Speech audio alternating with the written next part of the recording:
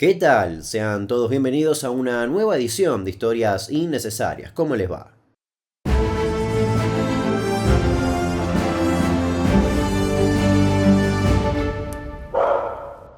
En la edición de hoy vamos a hablar sobre nuestra manera de comer. Vamos a hablar de los carnívoros, de los vegetarianos, de los veganos y hasta de gente que come insectos. El objetivo de este video es simplemente invitarte a cuestionarte cosas, así como me las cuestioné yo teniendo en cuenta que esta mañana almorcé un par de entrañas. Hay veces que la evidencia va un poco en contra de nuestros gustos y está muy bueno cuestionárselo. De más está decir que este es un tema completamente amplio y profundo del cual se podría hablar durante horas. Si el tema realmente te interesa, te invito a investigar en los links que dejo en la descripción. Insisto, no pienses que voy a intentar cambiar tu forma de alimentarte porque todavía estoy intentando cambiar la mía. Simplemente me parece correcto que nos hagamos muchas preguntas. Empecemos. En algún momento de la historia, el Homo sapiens, es decir, nosotros, evolucionó, y a medida que fue desplazando a otros homos y extinguiendo a grandes especies y todo a su paso, fue perfeccionando actividades para garantizar su supervivencia. Entre esas actividades estaban la agricultura y la ganadería.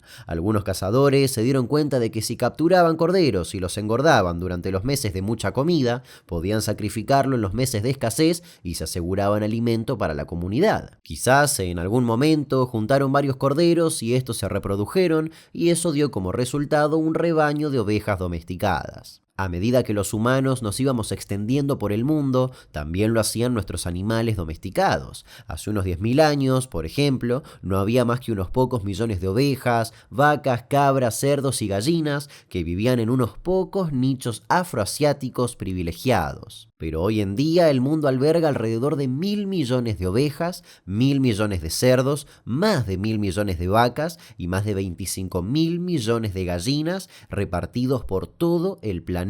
La gallina doméstica es el ave más ampliamente extendida de las que hayan existido nunca. Después del Homo sapiens, las vacas, los cerdos y las ovejas domésticas son los mamíferos grandes segundo, tercero y cuarto más extendidos por el mundo. Desde una perspectiva meramente evolutiva, es decir, una perspectiva que mide el éxito solamente por el número de copias de ADN, la revolución agrícola y ganadera fue una bendición para estos animales. Representan una historia de éxito evolutivo, pero también figuran entre los animales más desafortunados que jamás hayan existido. La domesticación de los animales se basaba en una serie de prácticas brutales que con el paso de los siglos se hicieron todavía más crueles, pero ya vamos a hablar de eso. Si somos sinceros, la verdad es que la mayoría de los humanos, desde muy temprana edad, ya sea culturalmente o simplemente por gusto, adoramos la carne. Y cuando digo carne me refiero a todas las carnes: vaca, pollo, cerdo, pescado, etcétera, etcétera, etcétera. Las casas de comidas rápidas, los asados, el pollo frito, las hamburguesas, las milanesas, seguramente comiste algo de eso en esta semana y seguramente te encantó. Para ser más específicos, el promedio global de consumo de carne de vaca es de menos de 6,4 kilogramos por persona por año. En Argentina, ese valor se multiplica varias veces, al punto de ser el segundo país que más consume carne de vaca, solo por debajo de Uruguay, y que esa carne llegue a nuestro plato es un poco más caro de lo que parece. La ineficacia de la producción de carne está a la vista de todos. Un juego de palabras que ejemplifica esto muy bien es: la dieta a base de carne se está comiendo el planeta. Para poder comer la carne que llega a nuestras mesas, primero es necesario criar a los animales para que crezcan y así poder utilizar su carne. Y para poder alimentar a esos miles de millones de animales que criamos para comer su carne, convertimos el suelo del mundo en algo así como un gigantesco comedero. Seguramente cuando hicieron un viaje extenso o vieron por la tele los problemas del campo, vieron los extensos kilómetros cuadrados de tierra sembrada. Y es que el 83% del terreno agrícola mundial es para el ganado. Por ejemplo, para pastos, maíz y soja. Visto desde otra perspectiva, estamos hablando de un cuarto de las tierras del planeta. Si hablamos del agua necesaria para esos cultivos, el 27% del consumo de agua potable mundial es destinado a la producción de carne. Y todo es un poco más triste cuando notamos que solo el 4% de las proteínas y el 3% de las calorías de las plantas con las que se alimentan a las vacas se transforman en carne. Cuando compramos un kilo de carne, la vaca necesitó comer hasta 25 kilos de grano y tomar hasta 15.000 litros de agua. Se estima que todo ese alimento destinado a vacas podría ser destinado a unas 3.500 millones de personas. Y a eso se le suma un pequeño problema más, la contaminación. El 15% de las emisiones de gases de efecto invernadero vienen del sector cárnico. Ese porcentaje es el equivalente a juntar barcos, aviones, camiones y autos. A lo largo y ancho del mundo matamos unos 200 millones de animales a diario, unos 74.000 millones al año. Es el equivalente a eliminar cada un par de años a toda la población humana que pisó la Tierra. Y la cosa se pone un poco más cruel si nos adentramos en las granjas intensivas. Estos lugares son, hablando correctamente y con propiedad, sistemas industriales diseñados para mejorar la eficiencia de los animales. Y si bien suena algo futurista, no es tan así. Si bien es verdad que se saca mayor cantidad de carne por animal, la calidad de vida de los mismos es paupérrima. Podría mostrar una infinidad de horas de archivos sobre la crueldad hacia los animales, pero solo vamos a poner algunos ejemplos. Los cerdos, en su mayoría, crecen en lugares sin ventanas, incluso no llegan a conocer la luz solar. Los habitáculos son pequeños a propósito para limitar su movilidad.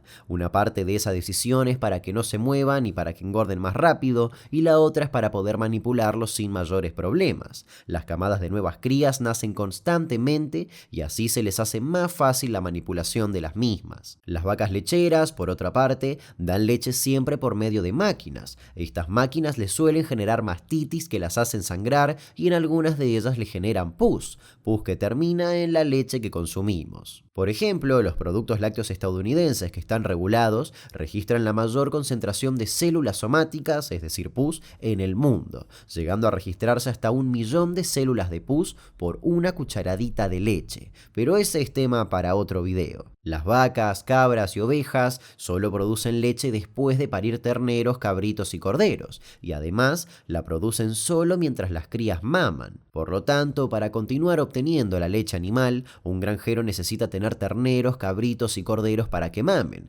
pero tiene que impedir que monopolicen la leche. Un método común a lo largo de la historia consistía en sacrificar a terneros y cabritos poco después de nacer, ordeñar a la madre continuamente y luego hacer que quede preñada nuevamente. Y hoy en día continúa siendo una práctica un tanto generalizada. En muchas granjas lecheras modernas, una vaca vive por lo general unos 5 años antes de enviarla al matadero. Durante estos 5 años está preñada casi constantemente y es fecundada a los 60 o 120 días después de parir para preservar la máxima producción de leche. Sus terneros son separados de ella poco después de nacer. Las hembras son criadas para que se conviertan en la siguiente generación de vacas lecheras y los machos son destinados a la industria de la carne. En esas granjas de carne, las vacas son encerradas en minúsculas jaulas no mucho mayores a su propio cuerpo, donde pasará toda su vida, es decir, unos 4 meses. Nunca abandona la jaula ni se le permite caminar para que sus músculos no se fortalezcan. Músculos blandos significan un bife blando y jugoso. La única vez que la ternera tiene ocasión de andar, estirar sus músculos y tocar a otras vacas es en camino al matadero. La duración de la vida de los gallos salvajes es de 7 a 12 años y la de bóvidos salvajes de unos 20 o 25. En la naturaleza, la mayoría de los gallos y vacas morían mucho antes, pero podían vivir por un número considerable de años. En contraste, la inmensa mayoría de pollos, gallinas y vacas domesticadas son sacrificadas cuando tienen entre unas pocas semanas y pocos meses de edad, porque siempre se ha considerado la edad óptima para matarlos desde una perspectiva económica. En otras palabras, ¿para qué seguir alimentando un gallo durante 3 años si ya alcanzó su peso máximo a los 3 meses? Y la crueldad no es solamente algo moderno. Nuestros antepasados también tenían sus viles técnicas agrícolas. De más está decir que no todas las sociedades agrícolas son tan crueles con sus animales de granja. La vida de algunos animales domésticos puede llegar a ser muy buena. Las ovejas que se crían por su lana, los perros y los gatos de compañía o los caballos de carrera suelen gozar de condiciones más que confortables. A lo largo de la historia, pastores y agricultores han mostrado afecto por sus animales y han cuidado de ellos, al igual que muchos dueños de esclavos sentían afecto y se preocupaban por ellos también. Y un dato no menor es que, por ejemplo, en el caso de las vacas, al ser confinadas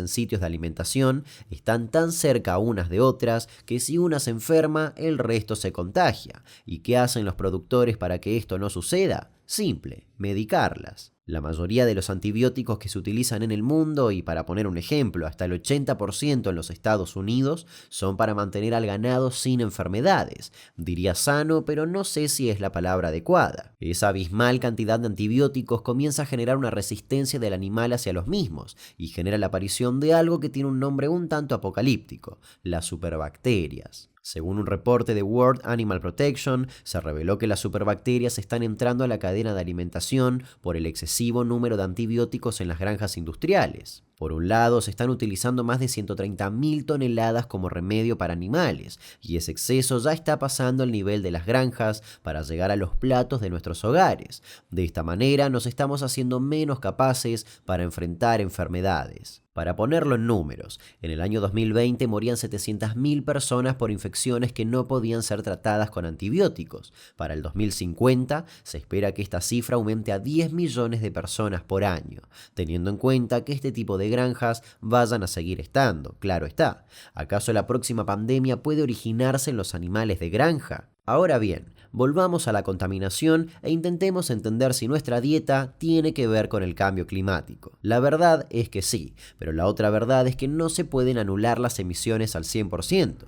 Por más que tuviéramos la energía más renovable posible, seguiríamos contaminando. Hay emisiones inevitables, como por ejemplo la del arroz, que emite metano. La tala para poder cultivar también tiene emisiones, los fertilizantes tienen óxido nitroso y ni hablar del estiércol de vaca. La producción de alimentos es responsable de alrededor del 26% de todas las emisiones de gases de efecto invernadero provocadas por el hombre, y el alimento que lidera ese porcentaje es la carne. Y aún no hablamos del terreno utilizado. Aproximadamente la mitad de la tierra libre de hielo y desierto del mundo se usa para la agricultura, y de ese 50% de tierra mundial, la mitad se usa para la agricultura dedicada a animales. La demanda por el consumo de carne está ligada a los cultivos y a la alimentación de nuestro ganado. Del 100% de los cultivos de cereales, aproximadamente el 48% es para nosotros, los humanos, y un 41% para los animales. El restante se industrializa. Asimismo, los incendios en el Amazonas y la deforestación son en gran medida para la producción de soja. Miles de animales mueren por ese proceso, y si bien mucha de esa soja cultivada termina en las mesas vegetarianas o veganas en forma de leche de soja o tofu, la verdad es que tan solo el 19% de la producción mundial de soja se destina a productos para humanos. El 77% es para los animales de los que luego nos vamos a alimentar. El restante también se industrializa. A modo de resumen, la comida en general es un gran impulsor de las emisiones, pero la carne es el peor alimento en términos de contaminación. Entonces, si nada está realmente bien, ¿deberíamos pasarnos todos al menos al vegetarianismo? Nuestra población mundial está en constante crecimiento, por lo menos hasta ahora. Según varios estudios, en el año 2050 seremos cerca de 10.000 millones de habitantes en la Tierra.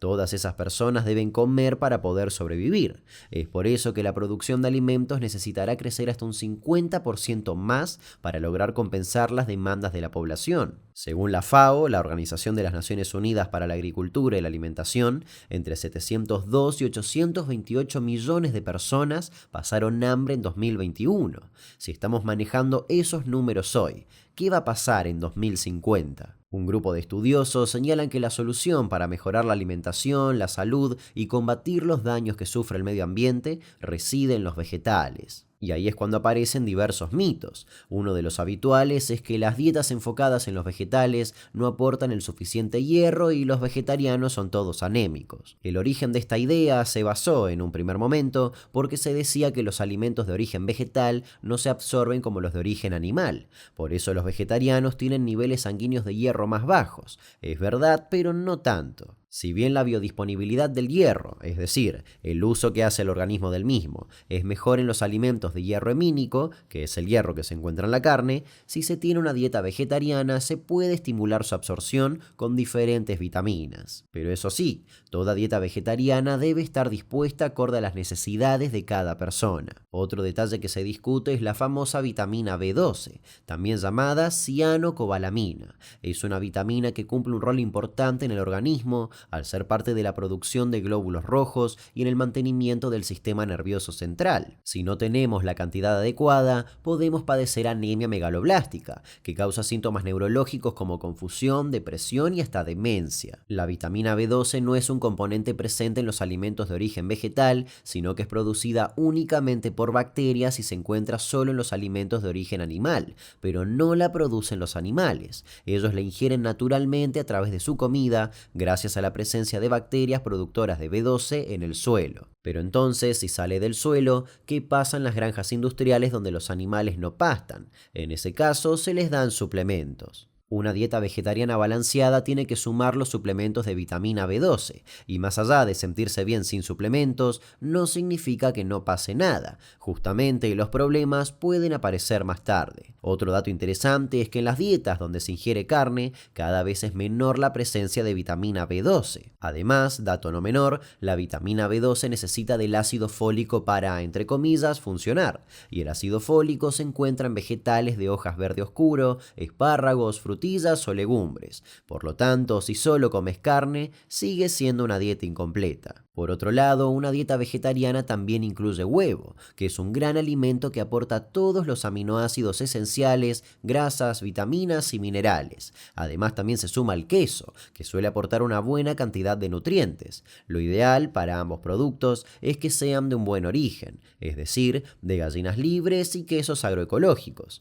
En otras palabras, productos que no implican el sacrificio de algún animal. De más está decir que no vas a gozar de un estado de bienestar automáticamente por pasarte una dieta vegetariana. Influyen un montón de factores más, como la actividad física, el estrés, tu día a día, tu exposición al sol, etcétera, etcétera, etcétera, pero es un gran paso. Es altamente probable que el futuro termine siendo al menos vegetariano, o quizás el futuro es comer insectos. Por años, o mejor dicho siglos, los humanos hemos comido insectos, y esto se llama entomofagia. Los cazadores-recolectores de la antigüedad, seguramente copiando a otros animales o simplemente por instinto, agregaron los insectos cargados en proteínas en sus dietas. Mucho tiempo después sucedió lo que dije al principio. Nuestros ancestros aprendieron a cosechar y a domesticar animales. Evolucionamos. Los cultivos se globalizaron y los insectos comenzaron a verse como plagas. Lo negativo barrió lo nutritivo y poco a poco salieron de la dieta, pero no al 100%. Si bien a muchos les genera repulsión,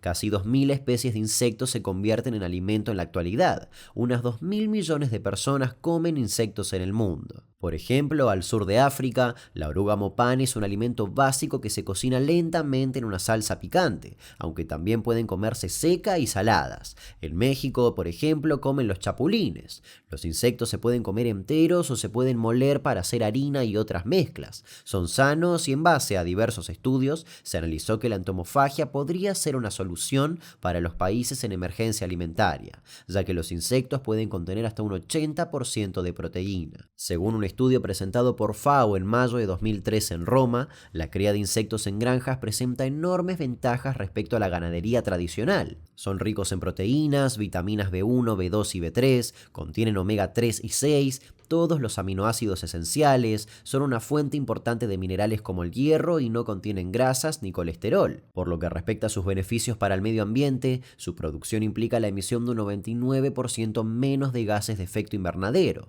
y reduce al mínimo la contaminación y el consumo de agua. La mayoría de los insectos comestibles contienen la misma cantidad o incluso más de hierro mineral que la carne de vaca. Si pudiéramos vencer al factor de repulsión, quizás ganaríamos en nutrición.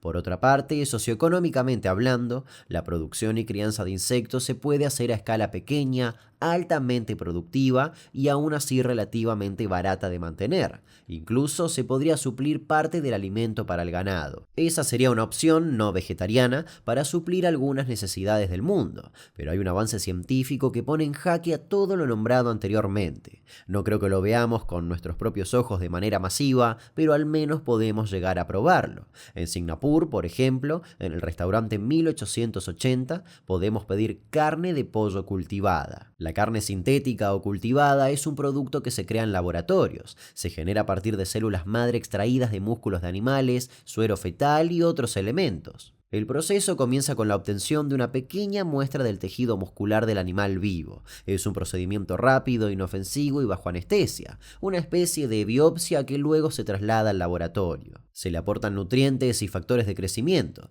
De esa manera, las células proliferan del mismo modo que lo harían en el animal, hasta multiplicar esa pequeña muestra millones de veces. Está creado por la compañía estadounidense Eat Just, y también hay una empresa en Israel llamada Future Meat que incluso ya tiene la primera planta mundial de fabricación industrial de carne cultivada y puede producir 500 kilos de carne al día. Es una carne que en teoría respeta el bienestar animal y reduce el consumo de recursos. No tiene ningún tipo de exposición a pandemias, ningún tipo de exposición a virus ni a bacterias, y el metano no existiría, haciendo que la emisión de gases sea casi nula. Si bien todo suena muy positivo, hay algunos detractores. La Oficina de Responsabilidad Gubernamental de Estados Unidos dijo que, hasta que se establezcan los métodos de producción comercial y los productos finales, estas afirmaciones positivas sobre los impactos en el medio ambiente, el bienestar de los animales y la salud humana seguirán sin fundamento. Solo queda esperar a ver qué progreso tiene la carne cultivada, carne in vitro, clean meat, carne ética o como quieran llamarla. En resumen, la idea con este video no es acotar las dietas, suprimir, eliminar o cambiar radicalmente, sino más bien ajustar, conocer, cuestionarse y elegir.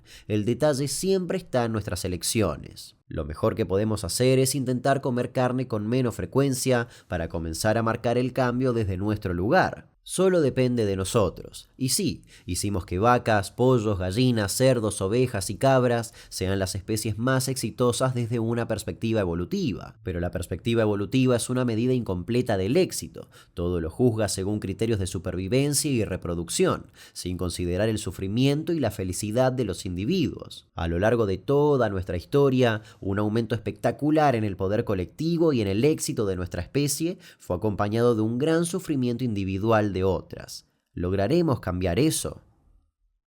Si no estás suscrito o suscripta a este canal, te invito a hacerlo y también a dejar un comentario, un like y activar la campanita para recibir una notificación cuando se suba uno nuevo. Nos reencontramos en una próxima edición de Historias Innecesarias y buen provecho. Hasta luego.